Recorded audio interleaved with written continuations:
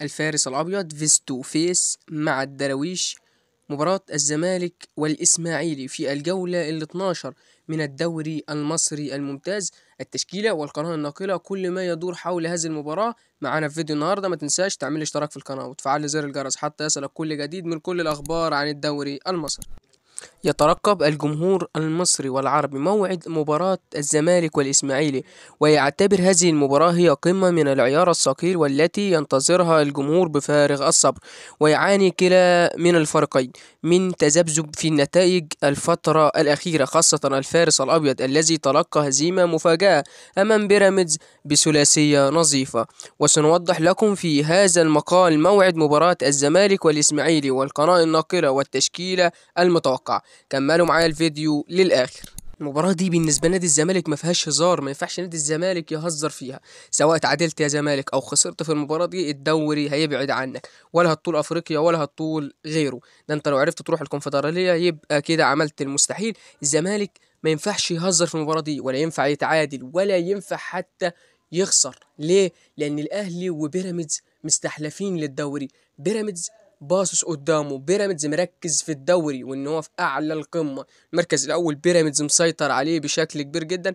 نادي الاهلي طبعا بعد الصفقات اللي عملها دي ده هياخد الدوري وفيه بوسه. طب الزمالك يعمل ايه؟ لازم يروح مركز تاني او مركز اول. مش هينفع يا زمالك اللي انت بتعمله ده، لازم تركز قدامك. ماليش دعوه بصفقات جت صفقات ما جاتش. ليه التركيز؟ اللعيبه اللي موجوده دي في الملعب كانت بتكسب وكانت بتاخد بطولات. اللعيبه دي مالها؟ ليه عايزين تدعيم دلوقتي؟ ما انتوا كنتوا كويسين من فتره.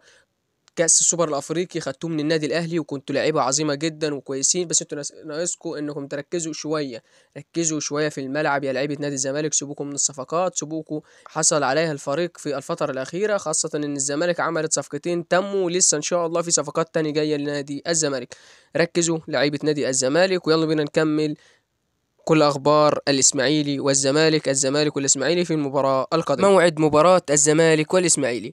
أوضحت رابطة الأندية المصرية موعد مباراة الزمالك والإسماعيلي، حيث تقام هذه المباراة المترقبة بين الفريقين يوم الجمعة القادمة 7/2/25 في الجولة ال 12 من البطولة الدوري الممتاز، وسوف يحتضن 7 مساء بتوقيت القاهرة و8 مساء بتوقيت مكة المكرمة. ويرغب الفريقين في تحقيق الفوز، خاصة الإسماعيلي الذي يريد تحسين النتيجة من أجل تفادي الهبوط. القناة الناقلة لمباراة الزمالك والإسماعيلي. يتساءل الكثير من متابعين كرة القدم عن القناة الناقلة لمباراة الزمالك والإسماعيلي، وسوف يتم نقل تلك المباراة النارية بين الفريقين عبر أون تايم سبورت، الناقلة الحصري لبطولة الدوري المصري في الشرق الأوسط وشمال أفريقيا. لذلك فإن القناة الناقلة لمباراة الزمالك عن النحو التالي: قناة اون تايم سبورت التردد عن المباراة 11/8/61 القمر الصناعي،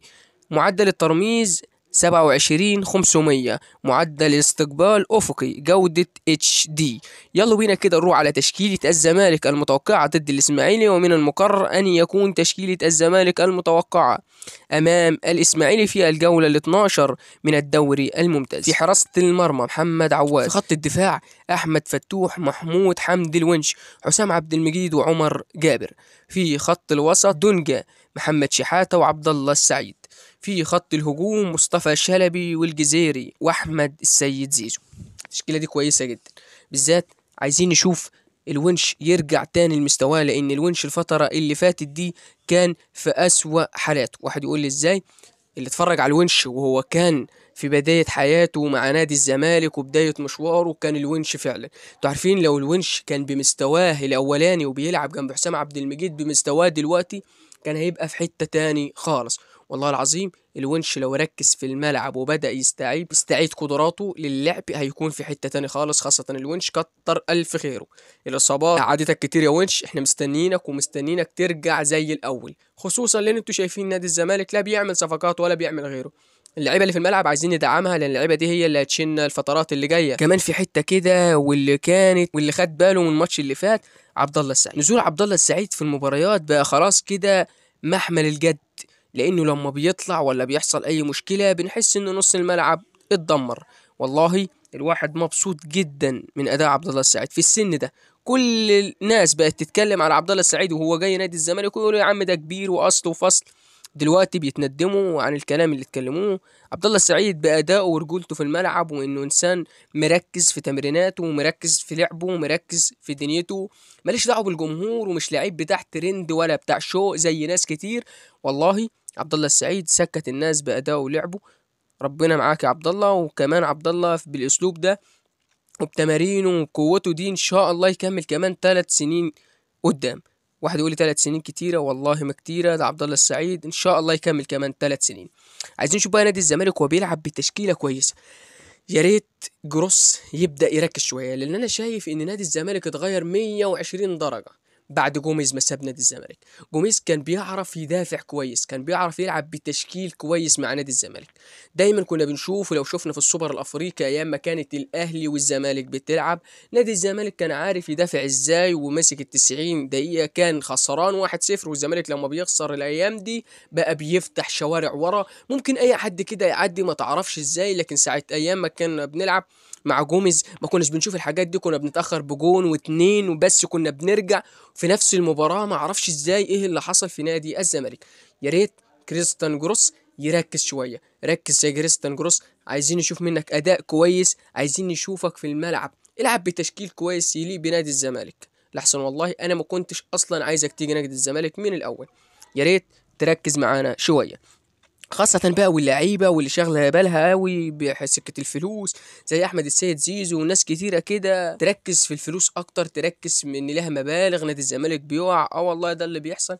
فين اللعب بتاع زمان؟ فين الرجولة بتاع زمان؟ أنا صراحة ما بشوفش ناس بتلعب غير عبد الله السعيد وشحاتة ودونجا، يا دوبك دول اللي بيلعبوا بروح شوية. بحس الباقي نايم، بحس إن الدفاع في حاجة كده.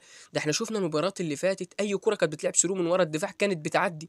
مش كده دفاع نادي الزمالك؟ ده انت كنت احسن دفاع في الدوري، خاصة في المباريات اللي فاتت. تعالى دلوقتي انت خلاص كده عشان بيراميدز تكسبك ثلاثية، حاجة كبيرة جدا على نادي الزمالك. مش الزمالك اللي يخسر 3-0، مش الزمالك اللي يخسر بالأداء ده، لا لا طبعا، ده بيراميدز كانت بكتير تتعادل معاك، بكتير تكسبك 1-0، ومن الصعب كمان فرق هدف انك تخسر قصاد معاك جمهور وناس بتساندك، وانتوا لعيبه كويسه، لعيبه خدت بطولات في الفتره اللي فاتت. عودتونا على لعبكم الكويس وعودتونا على جمالكم في الملعب. الفتره الاخيره دي شهدت معظم اللعيبه كده مش مركزين. يا رب نشوف مباراه كويسه تليق بالفريقين الكبار، نادي الاسماعيلي ونادي الزمالك، خاصه ان الاسماعيلي الفترات الاخيره دي برضه مش اللي هو. الاسماعيلي لازم يركز عشان الهبوط، والزمالك يركز عشان خاطر يكسب الدوري، او حتى يبقى وصيف الدوري ويروح افريقيا اللي وحشت جمهور نادي الزمالك، وحشت جمهور نادي الزمالك بجد.